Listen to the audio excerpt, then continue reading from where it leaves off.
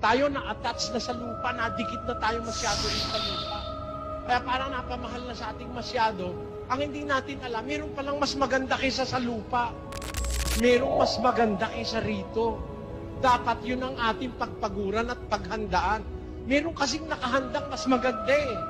Dito nga sa lupa, hindi ako nagagandahan eh.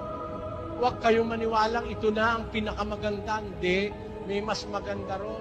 Itong matang ito, nabubulag ito. Itong matang ito, lumalabo. Itong tengang ito, nabibingi. Pero yung mata ron, hindi na mabubulag. Yung tenga ron, hindi na mabibingi. Eternal na yun eh. Yun po ang pinakamaganda sa lahat. Kaya ang sabi ng Diyos, hanapin mo muna yung nasa langit.